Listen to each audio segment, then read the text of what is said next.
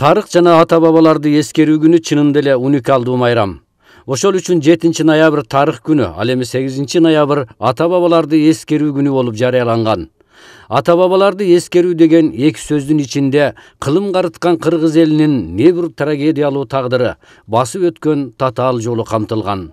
Кайың барбы кыргыз балта чаппаган, кырлар барбы кыргыз сөөгү жатпаган деген эки сабыр элибиздин өткөн турмушу канчалык опурталдуу болгондугун тастыктап турат. Бул чындыгында тарых жана ата-бабаларды эскерүү күнү деп туруп, кыргыздын тарыхындагы эң орчундуу окуялардын баарын бириктирип, бир эскерет турган бир күнгө алып келген өтө бир маанилүү болгон өз кезинде. Буну парламент да колдоп берген. 17-жылы колдоп берип, 18-жылы Кыргызстанда биринчи жолу ушул күн белгиленген. Чындыгында кыргыздын тарыхындагы эң орчундуу учурлар, соңку кылымдардагы эң орчундуу учурлар 1916-жылдагы улуттук боштондук көтөрүлүш. Биз аны дайыма август айынын биринчи жумасына белгилечү элек, бирок ал убакта көбүнчө каникул болуп, студенттер жок, көп мекемелер жабык, дем алышка кеткен мезгил болгондагы азганактай гана элдер барып туруп, аны белгилеп, Куран түшүрүп, ошондо белгилеп калганбыз. Ошон үчүн 1916-жыл бул кыргыздын азаттыгы, өз эли менен өз жеринин баасын сезиши. Анан ошого күрөшүп отуруп кыргыздар айласы жок, кыргынга чыдай албай, Кытайга 150 миңдей кыргыз качып барып, ал жактан 100 миңдей кыргыздын кырылышы. Ошондой оор трагедияны биз ар дайым эскеришибиз керек деп туруп, буну ошол тарых жана ата-бабалар күнүнө ошол 16-жылды, андан кийин 1917-жылдагы ошол азаптуу күндөргө жеткирген падышанын тактан кулаган 1917-жылда февраль буржуазиялык революциясын, кыргызды азаттыкка жеткирген 1917-жылдагы улуттук бул улуу октябрь социалисттик революциясын, ушулардын баардыгын бир күнгө алып келиши. Андан кийин ушул 17-жылдагы октябрь революциясынан кийин кыргыздар өзүнүн кылымдар бою мамлекеттүүлүгү жок жашаган кыргыздар өздөрүнүн мамлекетин түптөп Кара Кыргыз автономиялуу облусуна жетиши.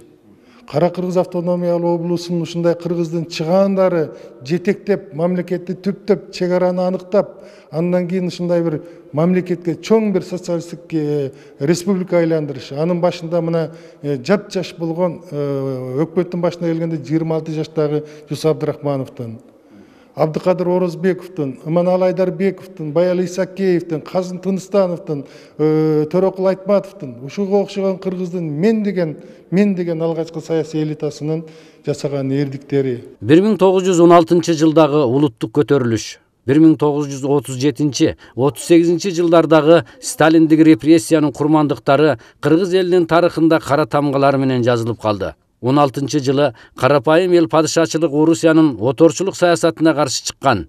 Ал кызыл кыргын кандуу кармаш менен коштолгон. Замбирек жана пулемет менен куралданган отрядка туруштук бере албаган миңдеген кыргыздар Кытайга карай качууга аргасыз болушкан. Ашуусун ак кар, көк муз баскан асман тиреген тоолордон өтүү чыныгы тозокко айланган. Ашуудан малы да, өзү да учуп өлүп, өлгөндөн калганы Кытайга ооп барган. Негизинен ата-бабалардын тарыхтагы ролу жөнүндө кыргыз такай ойлонуп келген. Биздин чоң мындай башка элдер, чоң элдердикиндей хроникалар болбосо дагы, биз дайым ата-бабалардын ордун ата-бабалардын рухуна сыйынып келгенбиз. Маселен, ошо санжыралар, уламыштар, өзүбүздүн жет ата, ошо жет ата ичиндеги өткөн баягы баатыр деп коебуз, баатыр бар, башкасы бар, ошолордун өнөрүн дайым биз эскерип, эстеп келгенбиз, ата-бабанын руху колдойт деп. Мына 21-кылымда ошол эми бир улуттук салтка айланды. Кайсы бир күндү белгилеп, баягы биздин өзүбүздүн улуттук салтты кайсы мындайча айтканда мыйзамдаштырдык десек болот. Бул бир жагы. Экинчиден, бул майрамдын алдында жалаңада кыргыздар эмес. Мен кече бир макала жаздым. Манастын осуятын сүрөөнгө алган бөтөн улуттун өкүлдөрү деген. Бул дагы бир жолу ошо жанагы санжыралык деңгээлден чыгып, фольклорлук деңгээлден чыгып, бир улуттук осмыслениеге, улуттук аңдоого биз жол чаап атабыз. Ошол кечеги макаламда мисалы мен айттым, жалаңада кыргыздар эмес, кыргыз эместердин да ролу болгон Кыргызстан тарыхында. Биз аларды дагы эскере жүрүшүбүз керек. Маселен, бир эле окуяны айтып берейин. Бул кыргыздын тарыхында Кара Кыргыз автоном облусу түзүлүп атканда Лефе Дублицкий, Дивногорский дегендер болгон. Мына ушулар азыр ойлоп отурсам, кыргыз улуттун куруунун жаңыча бир моделин сунуш кылган экен да. Бул кыргыз баягы азыркы биздин түшүнүктөгү кырк уруудан калбай, өзүнө тектеш, өзүнө жамаатташ, чакан этносторду баягы мамлекеттүүлүктөн коржалак калган этностор кошо өзүнө жууруп алсын деген идеяны сунуш кылган экен. Маселен, Ферганадагы түрктөр, Ферганадагы кыпчактар, Каракалпактар бар ошол жерде бираз.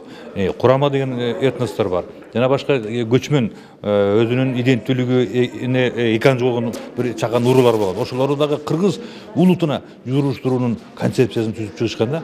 Биз тилекке каршы кийинки муунаны албетте биз сүрөөнгө ала алган жокпуз. Аны экинчи көтөрө да алган жокпуз.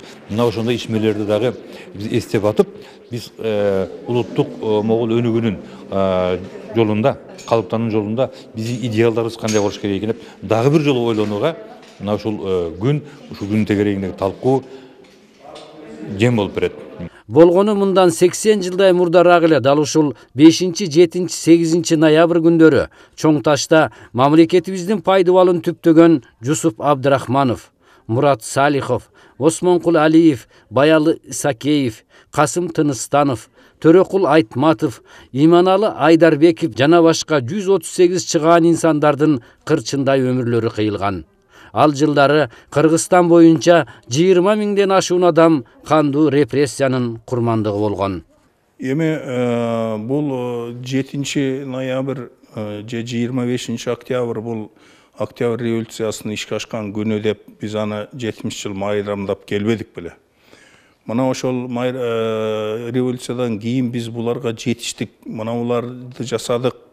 Биз ким элек, ким болдук деген суроону коюп алып туруп, биз мындай элек, анан ушунчалык өнүктүк деп айтып келбедик беле. Анан кийин кийинки ушу 25-30 жылдын ичинде аябай өткөндү танып, өткөнгө нигилисттик мамиле кылуу өтө күчөп кетти да. Адамдар төрөлгөндө эле ушундай болуп, Кыргызстан ушундай болуп, өзүнчө өлкө болуп турган түбөлүк, анан ошол жерде даяр эле асмандан түшө калгансып сүйлөшөт да. Эгерде тарыхты карап көрсөк, ал андай эмес. Тарыхты карап көрсөк, мына 19-кылымдын аягы, 20-кылымдын башы абдан ополоң-тополоңго толгон дүйнө. Кантсе да Октябрь революциясынын кыргыз элинин тарыхындагы зор маанисин таанууга болбос. Эгер Октябрь революциясы болбосо, падышалык Россиянын чеңгелинде калган кыргыздардын тагдыры кандай болорун элестетүү мүмкүн эмес. Ата-бабаларды кайсы убакта болбосун биз эстеп туруш керек. Анткени ошол баскан ата-бабалардын жолунан биз үлгү алып, анан биздин басып өткөн жолубузда кийинки урпактарга тарых болуп калат да. Ошо жакшы тарыхты калтырганга аракет кылышыбыз керек да. Биздин бабаларыбыздын жолу тетиги Угускан, Сактан, Түмөн, күн аталарыбыздан бери, Манас атабыздан бери эмне деген тарыхыбыз бар да. Илгери балык манасчы, Манас айтканда Отор хандын жомогу, Манастын жомогу, Долон бийдин жомогу деп кыргыздын тарыхын 3кө бөлүп анан айткан киши экен да. Ошол убакта кыргыздарды ким башкарган, кандай болгон, кайсы жерде жашаган, мына Алтай тетиги Орол тоо, аягы Орол тоо болду деп атпайбы? Ошондон бери кыргыздар ушу биягы Кытайга чейинки жерди, аймакты биздин бабаларыбыз ээлеп келген. Азыр биз ошо жерди тарытып отуруп, ушу Ала тоонун үстүндө калдык. Дагы Кудайга шүгүр ушундай жерибиз бар. Биз тарыхты канчалык терең билсек, канча кенен билсек, ошончо биздин жерибиз дагы, элибиз да кеңейип кете берет. Анткени түрк тилдүү элдердейбиз, бирок ошонун баарынын башатында кыргыздар турат. Биздин бабаларыбыздын басып өткөн тарыхын ар бир кыргыз баласы милдеттүү түрдө билишибиз керек. Айтып ошону күнүн белгилеп, сыймыктанып жүрүшүбүз керек.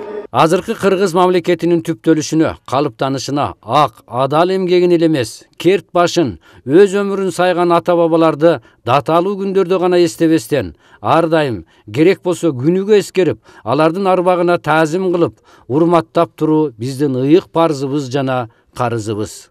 Мына ошол окуянын баардыгын бириктирип туруп, тарых жана ата-бабалар күнү деп туруп, ушул 2 күндү 7-8 ноябрда белгилеши бул тарыхтын ыраттуулугу жагынан дагы, логикалык жагынан дагы, ата-бабаларыбыздын ушундай бир азаптуу күндөрү менен ушундай бир жеңишке жеткен, бирок кийин репрессияга дуушар болгон биздин мыкты уулдарыбыздан ажыраган күндөрдүн баарын эскерели, эстеп жүрөлү, унутпайлы деп bir күнгө алып келип ушундай бир белгилеп жатканыбыз бул албетте туура. Ушул күн эле эмес, жалпы Кыргызда ушул биздин улуу күндөрүбүздү, азаптуу күндөрүбүздү, жеңиштүү күндөрүбүздү, репрессияга курбан болгон биздин алгачкы мамлекетти курган ата-бабаларыбызды биз ар бир күн эстешибиз керек. Бул тарых жана ата-бабаларды эскерүү күнү гана эмес, башка күндөрдө да эстешибиз керек. Ошолор аркылуу биз ушундай эгемендүү мамлекетке ээ болгонубузду унутпашыбыз керек. Ошон үчүн бизге тарых жана ата-бабаларыбызды эскерген күндүн мааниси ар бир кыргыздын жүрөгүндө орнош керек. Бизден саны алда канча көп айрым элдердин өз мамлекети жок. Башка күчтүү державалардын аймагында калып, арман менен күн кечирип келе жатканын ойлогондо, жакаңды кармап, жаратканга тобо келтиресиң. Андыктан ата-бабалардын кан тери менен жаралган мамлекетибизди көздүн карегиндей кастарлап, сактап, өнүктүрүшүбүз абзел. Эгемендикке ээ болгон 30 жылдын ичиндеги 3 жолку революция, азыркы олку-солку болуп турган катаал заманда кыргыз элинин мамлекеттүүлүгүнө көлөкө түшүрбөсө экен деп тилек кыласың. Анткени мындай опурталдуу кырдаал ар дайым ички-тышкы душмандардын чырагына май тамызып турат. Мындай убактарда өткөн турмушубузду, 16-жылдагы үркүндү эстен чыгарбашыбыз керек. Үркүн окуясы албетте эми ким кандай баалайт, бирок бул өткөндө мен ушул кошулам, бул дүйнөлүк деңгээлдеги трагедия деп билебиз. Биз ошондо 1 миллионго жетип жетпеген эл элек биринчиден. Экинчиден бул кыргыз этносу ошол байыркы этностордун бири, адамзат популяциясындагы эң байыркы, тарыхы узак этностордун бири. Мына ошол кырылып жоюлуунун босогосунда туруп калды. Мунун жоюлуп кетти, анын жанагында кыргынга учурашы. Ошол себептен мен муну дүйнөлүк деңгээлдеги трагедия деп билем. Бул ойду көпчүлүк кээ бир изилдөөчүлөр буга кошулат. Бул чын. Бул трагедияны бул Африкадагы, Азиянын башка жерлериндеги кыргындар болгондо, мына ошол деңгээлдеги геноцид деп тааныган көз караш бар. Бирок ошону менен бирге бул үркүн биз дайым ойлонуп тура турган, биз дайым эстеп ошонун сабак алып турчу бир чоң окуя. Мисалы, эбрейлердин тарыхындагы жанагы Холокост темасы кандай болуп, ал кандай искусствонун ар түрдүү тармактарында чагылдырылып атпайбы? Аңсарында бул үркүн темасы дагы 16-жылды көргөн, ошо трагедияны өз көзү менен көргөн акын жазуучулар менен гана чектелип калбай, кийинки муун дагы муну иштеп жүрүп отуруш керек деп ойлойм. Маселен, сиз өзүңүз туура айттыңыз, менин жанагы Беделдеги каргыш Мисмилдер деген романым бар. Мен мисалы ошол үркүндү көрбөгөн жазуучулардын биримин. Үркүн болбогон жерде төрөлгөнмүн. Бирок демек ошол үркүн темасы биздин улуттуу аң сезимибизге ушунчалык терең из калтырган экен, мен дагы өзүмчө ошону жазып көрөйүн деп чечтим. Демек, бул традиция, бул салт мындан ары дагы уланыш керек. Ата-бабаларды эскерүүгө арналган ушул улуу күндөрдө Кыргыз мамлекетинин кырмызы түс байрагы ала тоонун шамалына эркелей учуп, мамлекетибиздин түбү түптүү, бекем болсун деп тилек кылалы.